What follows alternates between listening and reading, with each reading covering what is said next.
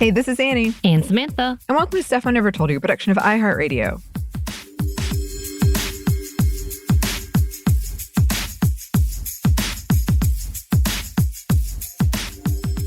And welcome to another edition of Feminists Around the World. And you know what? There's been a lot of things happening recently. And as we have successfully gotten through Thanksgiving, I like to call that like the portion one of holiday season, or as we will call it, Native American Heritage Day. We thought we would take some time to talk about activists and members of the Native peoples and what they have been doing and continued work that they have done. And you know what? We wanted to talk about a woman who has been a fierce warrior, an advocate for her people and the First Nations people here in the U.S. And BT Dubs, she was included in our portion of When Women Rise in our newly released, I guess not newly, this year. Is it still newly released?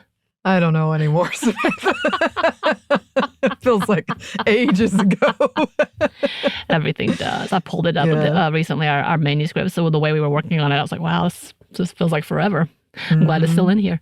But yes, in our book that we did release in August that we've been working on for 10,000 years, that has just kind of come and gone, I guess.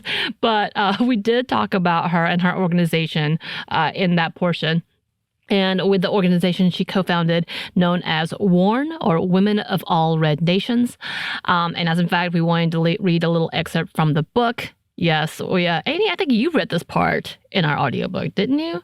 It also feels like a very long time ago. It was one of us, obviously, because the two of us were the ones who did it. So I can't remember if it was you or me. I think it's you. Who knows? But hey, if someone's listened to the audio version, let me know. But I'm going to read it for this portion. So here it is. After the founding, 1968, then subsequent splinter of the American Indian movement, veterans of the movement and others came together to create another powerful group, the Organization of Women of All Red Nations, or WARN. WARN was created in 1974 by Janet McLeod and Madonna Gilbert Thunderhawk, who, after seeing that for the most part, Indigenous women were being ignored, not just in the movement, but in society overall, because they were seen as powerless. These women recognized the fact that they needed a space to come together safely, especially during a time when the Indigenous community was being placed on watch lists and considered threats by the government. WARN began as an organization that focused on the needs of Native women and issues affecting them, but they soon expanded to include issues of prison reform and the overall culture of imprisonment for Indigenous people. The group has also been tirelessly protesting the exploitation of the Native communities and land. In an effort to protect their own lands, resources, and the environment, they have helped to stop the uranium mining corporation that was polluting the South Dakota waters and have been a part of the protests to stop the Keystone X-line pipelines. WARN has been a leader in advocating for the rights of Indigenous women, as well as the fight over a number of other issues, including improving health care, expanding reproductive rights, and seeking to end violence against women. So, very short. I wish we could make it bigger, and we are going to talk a little more about them. When we talked about the book process on an earlier episode, we mentioned that not only did we have the hard task of choosing who or what we would cover in the book, but after deciding that, editing down the amount of content we had, which included this section and even this specific topic. Like Anney and I went through things, and they're like, we're going to cut this part out. We're like, but we like it. But it's important. Yeah. So literally, we pulled specific women we talked about. We pulled organizations that we wanted to talk about. They were like, it's getting to Wikipedia. And I'm like, okay, that's kind of fair. But we just want to talk about them, which is what I like to do. So we did have a hard time. And obviously, we took this section and made it much smaller. So we wanted to talk about the impact the organization has had since its inception and how today Thunderhawk continues to make impact on her community, including with our children. So WARN was created out of the much-needed attention for the women and marginalized group within the Indigenous community. With so many issues happening during a tumultuous time within the Indigenous community during the 1970s and during the Wounded Knee occupation, the women leaders came together with several hundred women from over 30 different groups and tribes. So a lot of women came together realizing, hey, we're not part of this anymore. Like, they're not paying attention to us. They think that we're powerless. And including the fact that many of the men who were in leadership were being arrested and or hurt and definitely being watched by the FBI. And just so you know, so was Madonna. She and the women who were seen as medics that were part of the occupation were also under a watch list. So very, very, very pointed. But it was mainly the men who were being detained and arrested. So oftentimes there was no one there to take up the leadership. These women did.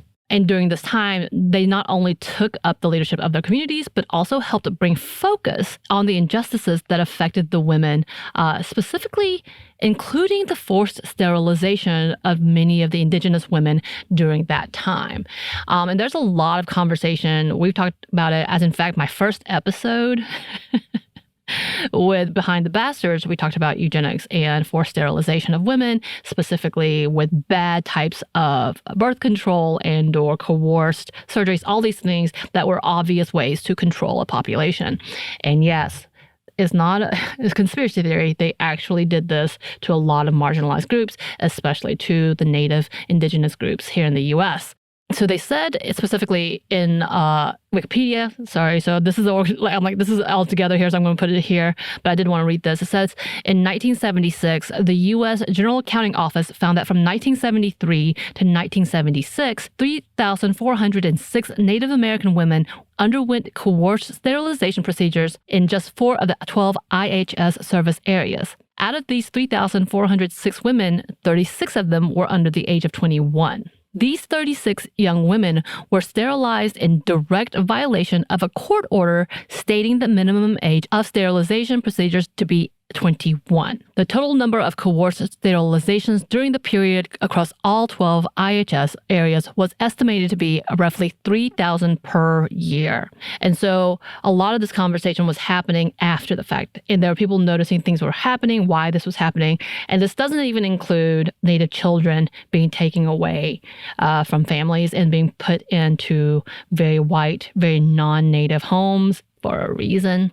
And then that also doesn't involve some of the schools that were created way back when that still existed in many of the areas, especially in the northern areas, to keep children away from their Native communities for a reason. So one of the things that Warren did was specifically work to get this report out and to fight against it. And they even talked about the fact that they had to educate their own people about what was happening, that this was should be against the law, and they were all being silenced and quietly coerced into doing these procedures that they did not want. And obviously, being under the age of 21, there's a lot of questions about what is happening and who is doing it and why they're doing it. And with those different types of things that they looked into, they also, again, worked in the mining system, trying to stop the pollution of their land and taking of their resources.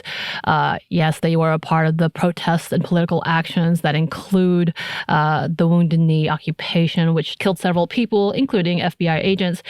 And there's still a big debate about people who are arrested and falsely arrested, possibly, and then the treatment of those people who are arrested up until the present day, I believe. So there's a lot of conversation about what Warren was doing and how hard they fought for this. And I believe they're still around. Obviously, some of these incidents happened in 2020, so not too long ago. So I believe they are still technically active. ... I'm gonna put that as there because people from Warren are active. So we'll go with that. Mm-hmm.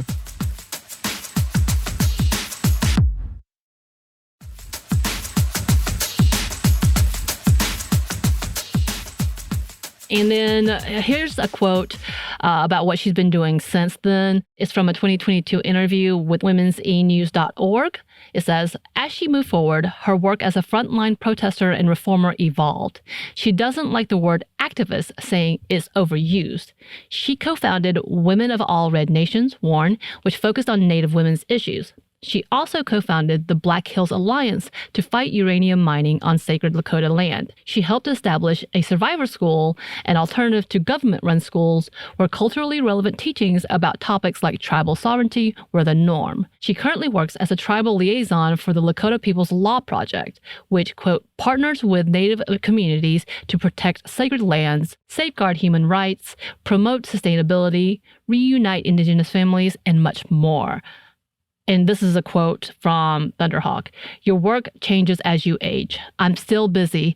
These issues are still there. There's land-based issues and water issues." And I thought, if you want to go back and read that, she has actually, she's on the podcast, so I'm sure you can listen to that as well.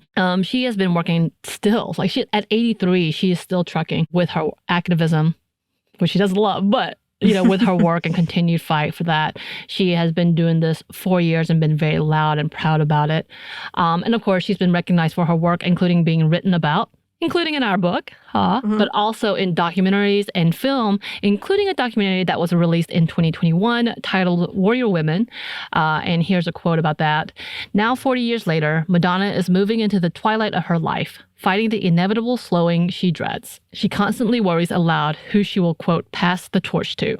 Warrior Women unveils not only the women's perspective on history, but also real-life activism echoing far beyond news events into generations to come." And then it's pretty much a movie about her and her daughter and the continued activism that they do today and their work they do today, and her passing it on to her family, which is beautiful to see. And yes, so earlier this year was the 50th anniversary of the Wounded Knee occupation. She has several interviews and several articles talking about her memories there and what happened there. And apparently she's still very cautious about what she says, rightly so. There's a lot, if you look into the article, because when we were researching for the book, there were things I was like, oh, this is kind of iffy, this is controversial. I'm not sure what we can include or what we can't. But also remembering that the 1970s had a lot of right-winged tactics.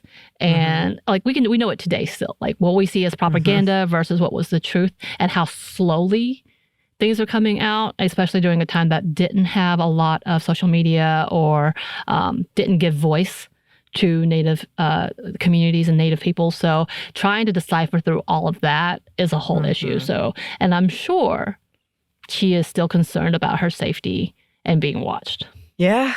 It was one of those things where, when we were writing this book, there were so many people we wanted to talk about and we wanted to talk more in depth about, because that is, I'm glad other people are, doing a book or doing a documentary, I should say, about just her, because we couldn't do it, but the whole thing deserves its own book. But yes. As always, listeners, if you have any suggestions for this, any resources for us, please send them our way. You can email us at stephanie@momstuff@iheartmedia.com. You can find us on Twitter at momstuffpodcast or on Instagram and TikTok at StephAneverToldYou. We have a TeePublic store with merchandise, and we have a book, where you can read more about other women that we put in there. Thanks, as always, to our super producer, Christina, our executive producer, Maya, and our contributor, Joey. Thank you. Thanks to you for listening. Steph Never Told You's production of iHeartRadio. For more podcasts from iHeartRadio, you can check out the iHeartRadio app, Apple Podcasts, or wherever you listen to your favorite shows.